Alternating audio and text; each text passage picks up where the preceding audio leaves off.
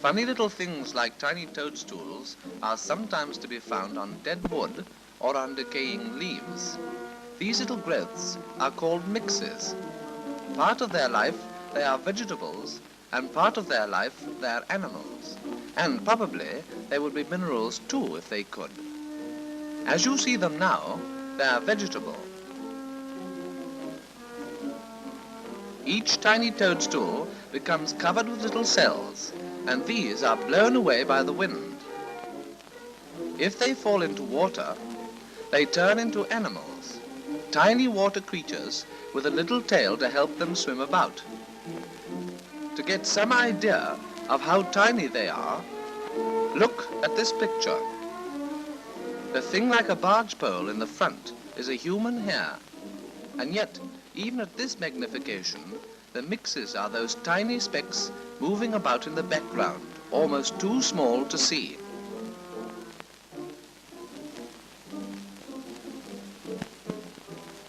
The only things tiny enough for the myxes to eat are bacteria, and as these are usually found near decaying matter, the myxes gather round any floating rubbish. While it is in this form, each myxie has the power of splitting in half and becoming two myxes, and at this rate they multiply rapidly. Suddenly the myxie draws in its tail and changes into quite a different form. It is still an animal, but has no fixed shape, and eats by surrounding its food. It continues to like bacteria, but now, however, it does not take them neat, but adds a drop of water as an aid to digestion.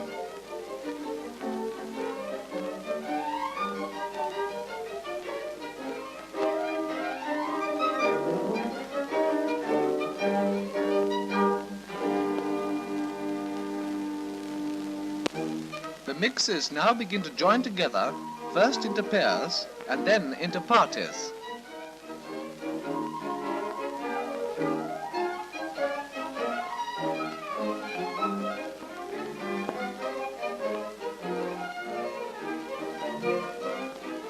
Only pairs are eligible for joining a group, so if a myxie has been so bad-tempered that it has failed to find a partner, it is not allowed to become one of the party, but is eaten up. This is a far greater encouragement to matrimony than any tax on bachelors. When the party of the myxes is large enough, it decides to leave the water and adventure onto dry land. The myxie now turns back from being an animal into being a plant again. It is the most peculiar creature, for its body has absolutely no support such as skin or bones. It is quite fluid, and the shape is always changing as it flows along. In the moving shape, however, are channels whose contents flow forwards, stop, and then flow backwards. To see this movement, follow the course of one black speck.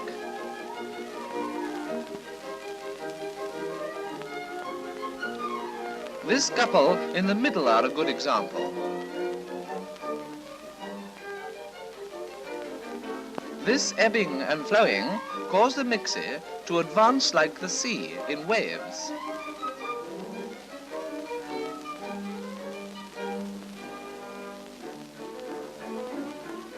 When two myxes meet, they immediately join forces and flow away together.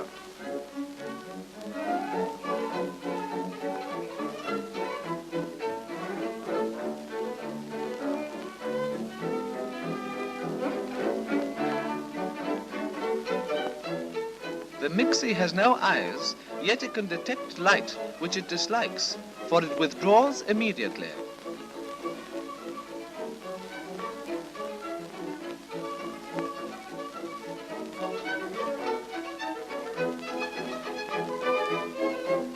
In the same way, the Myxie has no sense of smell, yet it can find out its food, usually a decaying leaf or piece of wood, for the Myxies are first-class scavengers.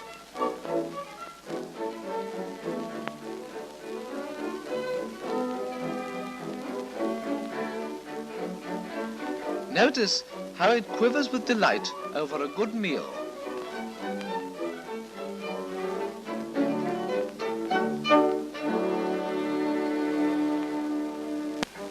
One branch of the Myxie family dines exclusively on toadstools.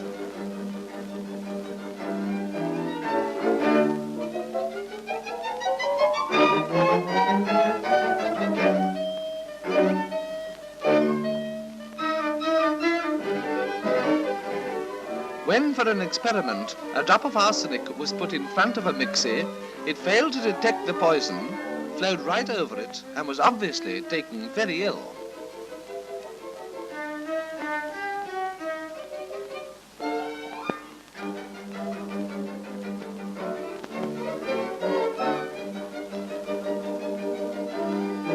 On the other hand, another Myxie, faced with a drop of Epsom salts, immediately retreated, leaving behind, in its hurry, a lot of good food that it had already swallowed.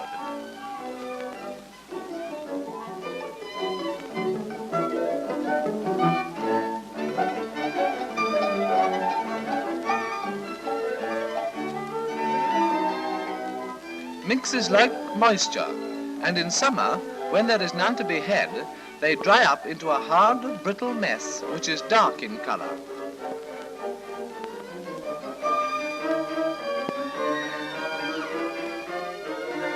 They can remain in this state of suspended life for years if necessary. But usually in the autumn rains, they come to life again, more full of vitality than ever.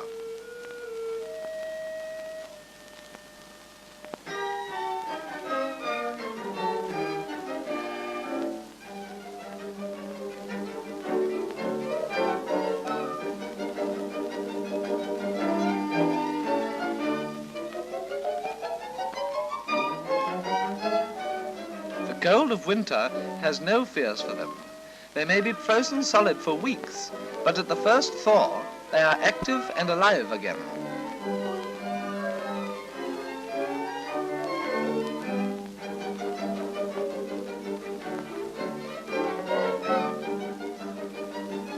Naturally, they are now very hungry, and the ravenous group of Myxies on the right balanced its way over a single thread of cobweb to get at the delicious mushroom on the left.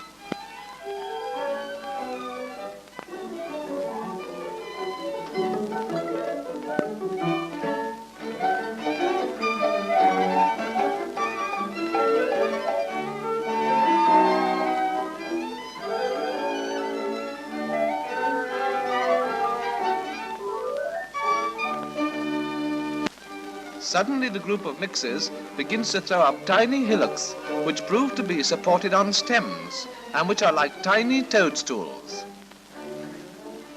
These are the fruit of the Myxies. As they ripen, they grow darker.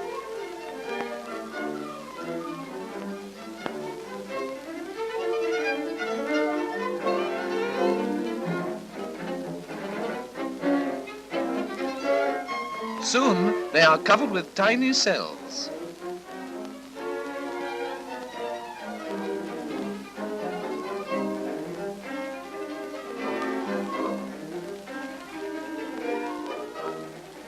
Some Myxies trust the wind to scatter these cells abroad, but others have a kind of spring in the stalk, which jerks the ripe cells far and wide.